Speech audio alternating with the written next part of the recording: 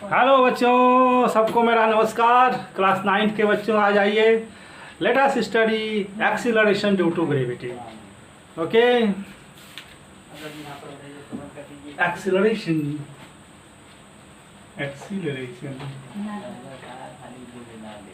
Due to gravity, due to gravity, acceleration due to gravity. बच्चों, in my last video I have discussed what is universal law of gravitation के बारे में हमने पढ़ा था। आज पढ़ेंगे what is acceleration due to gravity। तो बच्चों, जैसा कि हमने डिस्कस किया था कि हमारे पास दो बॉडी है m1 m2 m2 है, दोनों के बीच में डिस्टेंस r है। तो इनके बीच में जो यूनिवर्सल लॉ ऑफ ग्रेविटेशन, जो ग्रेविटेशनल फोर्स लगता है G(m1 m2) by r square, ये लगता है। क्लियर? तो यहीं से कहानी शुरू होती है। ओके, हाँ, तो बच्चों ये था universal law of gravitation. Okay, अब what is acceleration due to gravity. अब बच्चों, अगर हम इसको एक को अर्थ मान लेते हैं, मान लो ये अर्थ है, राइट, ये अर्थ है, तो इसको कहते हैं ग्रेविटी। अब इसको कहेंगे gravity, this is the gravity. तो मतलब मान लेते हैं कि ये हमारी पृथ्वी है, ये हमारी पृथ्वी है, इसकी रेडियस r e है, इसकी मास m e है, और यहाँ पे कोई ऑब्जेक्ट रखा हुआ है, इसकी मास m है। तो दोनों के बीच में बच्चों जो ग्रेविटेशनल फोर्स लगेगा F equals to capital G mass of the earth mass of the body by r e square, ये लगेगा। और हम ये भी जानते हैं कि from Newton second law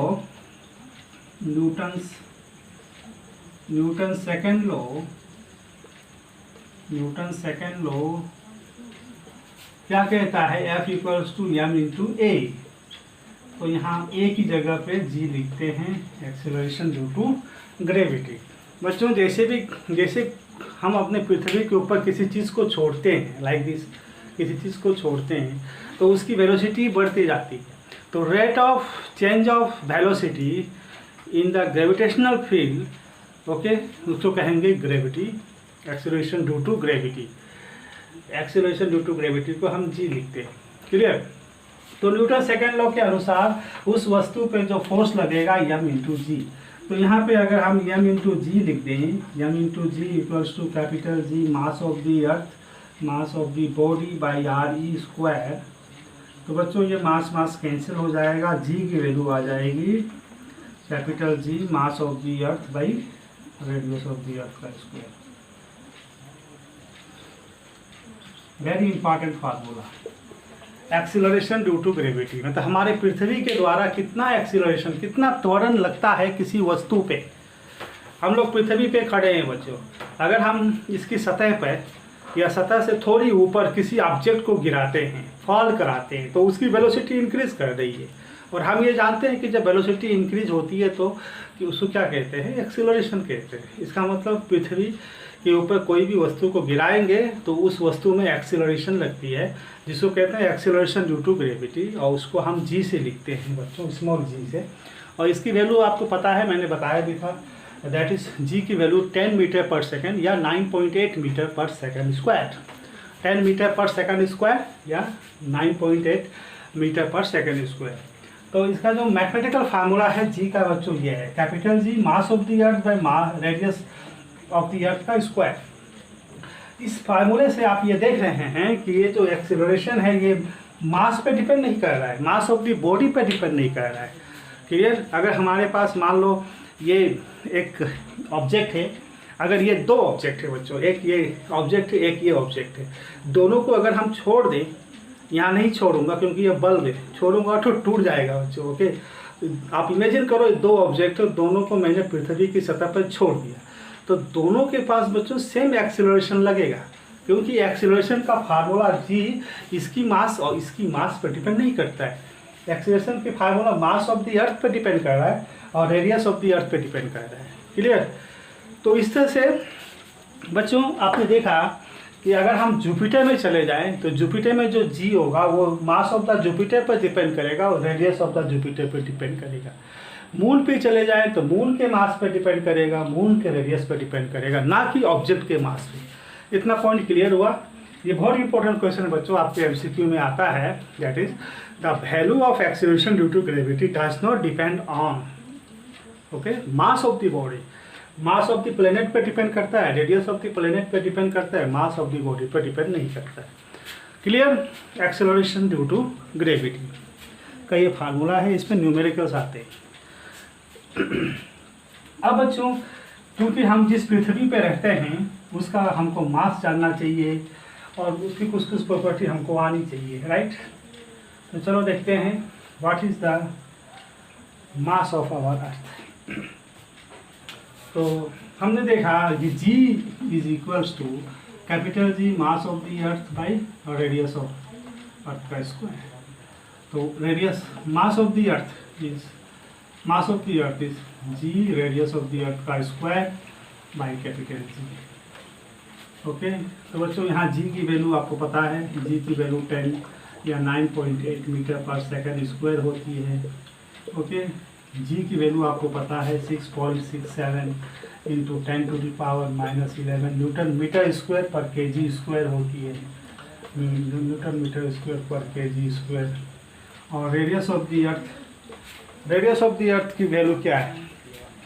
radius of the earth की वैल्यू है that is 6.37 into 10 to the power 6 metre. Okay बच्चों, मैंने ऐसा लिख दिया ताकि आपको याद भी रहेगा। जी का वैल्यू याद रहेगा तो आर का वैल्यू भी याद रहेगा।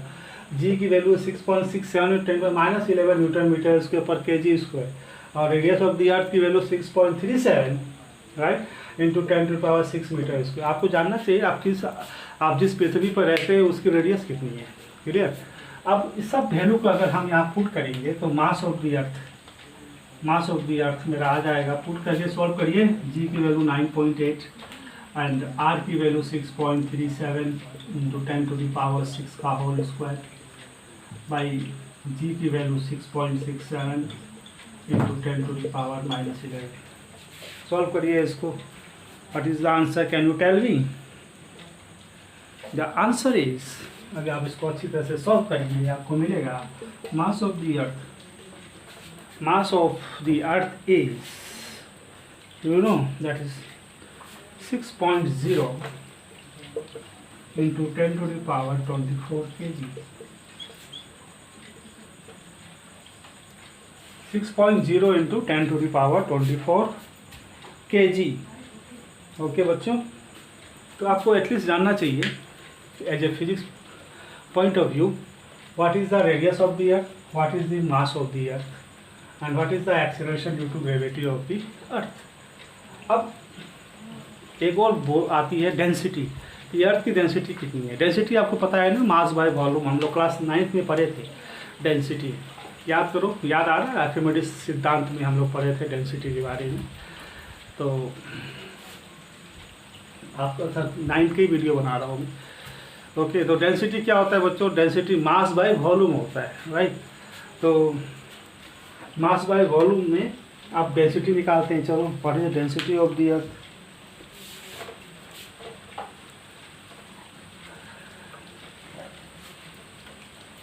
Density of the earth, density of mass by volume. डेंसिटी का मतलब होता है बच्चों, density is equals to mass by volume. मतलब यूनिट वॉल्यूम पे कितना मास है। अभी जो हमने निकाला वो total mass of the earth है, 6.0 इंटू 10 पर 24 kg total mass of the earth. Clear? और density that is mass by volume. Okay, तो कैसे निकालेंगे हम? देखो बच्चों, मास of the earth, mass of the earth that is from, यहाँ से हम लिख सकते हैं volume into density. Clear? Volume into density.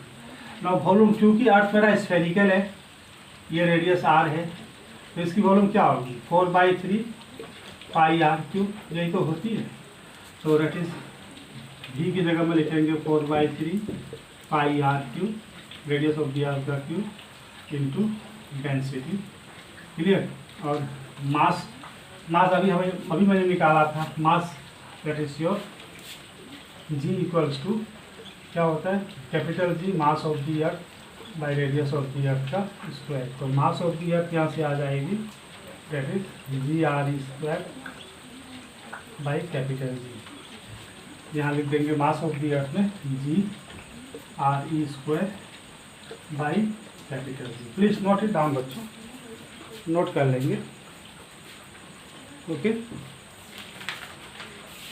अब यहाँ से हमको क्या निकालना है, डेंसिटी निकालना है। ओके, तो यहाँ से सॉल्व कर दीजिए। तो density equals to that is rho equals to, rho means density, density का सिंबल रो होता है बच्चों। तो डेंसिटी इक्वल्स टू 3 इंटू जी बाई 4 पाई, एक दोनों आर एक आर बचेगा, radius of the earth into G. Very important formula बच्चों, अर्थ की डेंसिटी। प्लीज नोट इट डाउन।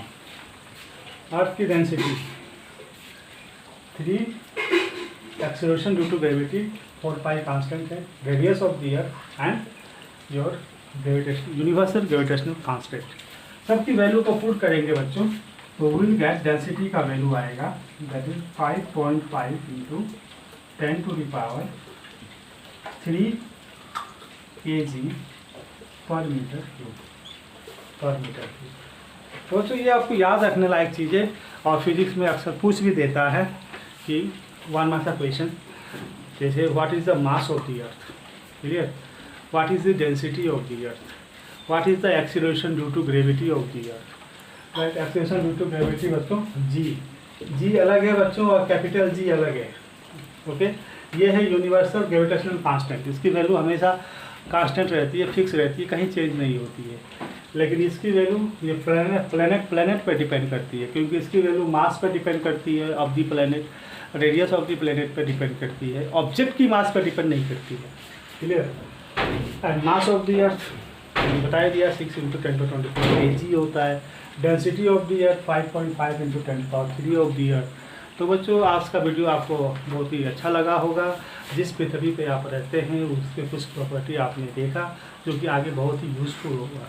तो ओके बच्चों, I hope you enjoy my video. Thank you.